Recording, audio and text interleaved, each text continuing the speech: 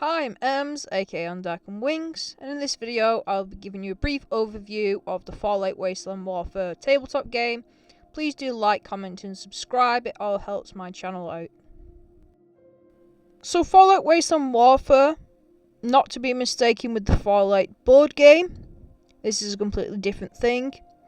The Wasteland Warfare game is a tabletop skirmish game which was released by Modifidius Entertainment back in 2017. However, the game is still going strong, with several different waves of miniatures, rule sets and scenarios being released since then, with each of the new waves being inspired by locations and characters from the video games. There isn't necessarily restrictions on which miniatures you want to play against each other. You can mix and match between like the Capital Waste and New Vegas if you wanted to. As I said, this is a skirmish game, so you don't need many miniatures, and it's not necessarily as taxing as a larger war game. Think of it in terms of Necromunda or Kill Team. However, personally, I don't think it is as complicated as those previously mentioned games, and there's a lot of casual play to it if you want to, with one-off scenarios. There's a lot of these online. These will tell you what miniatures you need and what cards, as well as what type of terrain. Obviously, you don't have to use like official terrain, just roughly the shapes and sizes which is required. The company who makes this tabletop game also have a bunch of resources online, including pre-done scenarios and inspiration for your own ones, and I'll pop those in the link in the description below for you. There is the option to make the game more competitive and more long-running, like with Necromunda, and you can make your game into more of a campaign setting where you have to pay costs for the units which you use, along with the equipment as well, if that's the sort of thing that you're into. The easiest way, I would say, to get into the game is to buy the basic 2-starter playing set. As I said, there have been some updates and things since, but this is the easiest way to get into it, and the rules are still relevant now, which is great. The set comes with 11 miniatures, and it's set more around the Fallout 4 type of style. The set also comes with 3 books, so a basic starting book, a set of rules, and also a campaign book, and there are some scenarios within that too. I know the game could seem a bit intimidating at first with the amount of tokens and cards, however these aren't always necessary throughout all of the games. You might only need a few of these per game. I really like about this game and this 2-starter set that it comes with this little introduction book, and this kind of reminds me of like a tutorial you would get with a video game. It allows you to do this very simple scenario as just a one player, so you get used to the movement and how combat works and how, say, investigating items does. And then you can move on to the actual rulebook, and this is only about 50 to 60 pages long. This covers how your turns work, how movement works, falling damage, seeing through line of sight and such forth, and it really does condense it down into some nice different passages and breaks it down for you. And then we have the campaign handbook, and as I said before, this is if you want to get a more complicated gameplay like Necromunda. So this is where you start to like build up your gangs based on like a point system and buying items and things like that, and like a longer game sort of campaign. Although I won't be showing you how to play the game properly within this video, I wanted to give you like a brief overview of how the stats work. So we have specials here like you would do in the video game, and these are numbered. Basically there's different actions you can take within a scenario. So the basic one would be combat, and you will have these items within the game which can help modify your stats as well, these additional dice you can roll. So mainly these will be weapons, but there'll be other items as well, such as armor. So basically you'll be rolling like a stat dice, and you have to roll a number which is equal to or less than the stat on your character. So mainly this will be combat related, but sometimes there might be a scenario where you like have to hack into a computer or you have to search for an item. You have these symbols next to the stats as well, and these correspond to different actions and different things. So for example with this, if they wanted to use a pistol or a rifle, they would have to use it based on the perception skill.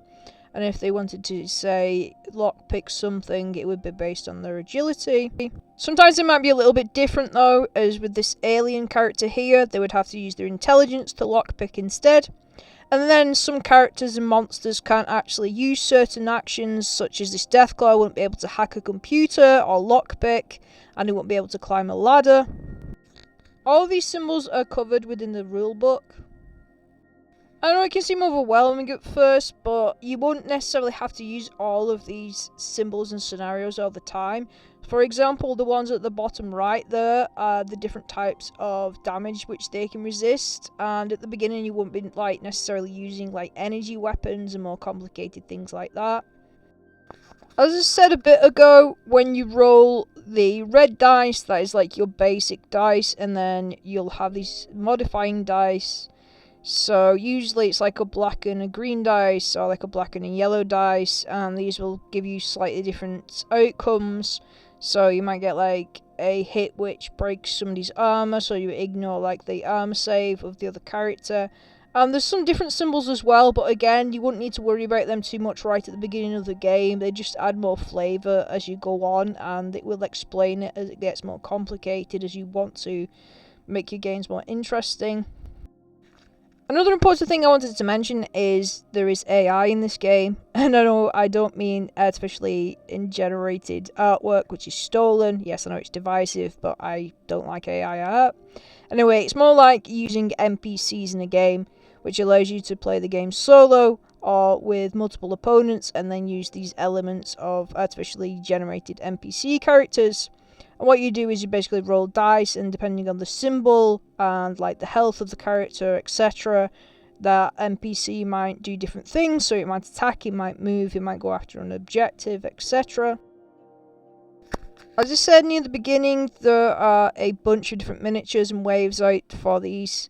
The miniatures themselves, the expansions, aren't the cheapest. These can get a bit expensive, so this set might cost £25. However, you can find them reduced in some places like Element Games and Wayland Games for 20-25% off, as well as sometimes on the Mod4D's website. I have talked about this in a previous video, but the newest sets are being made in hard plastic and multi-pack kits, more akin to Warhammer sets. And the cool thing as well is these do have the stats of these characters within the set as well. So some sets will come with a booklet, and it will have the stats and armor and things which you can use within the game, but other ones don't. So some of the older resin ones won't have these, so you might have to look for these online, or you'll have to buy a pack of the cards separately. And you could just use these as a reference and then just use your own proxy miniatures if you wanted to instead. Mod4D also sell STL files for 3D printing. These are mainly terrain related, and these are from the video games as well, so you can really pack out and make your tabletop look cool. And it's quite a cool game to just get if you're into miniature painting as well and you like the games. But if you do want to play the tabletop game, there's quite a lot of support out there. There is an official Discord channel for the tabletop game, which I'll put in the link in the description below, which is very helpful if you have any questions. And there's also a really good YouTube channel out there. The channel's called Wargames News Radio, and again, I'll put that link in the description below. There are loads of scenarios on there, and it's really helpful if you want to learn the game. I learned a lot from just watching that. As always, thank you for watching. If you would like to support my channel, I do have a Patreon. I'll put in the link in the description below, and I also have a series of T-shirts out if you want to grab one of those.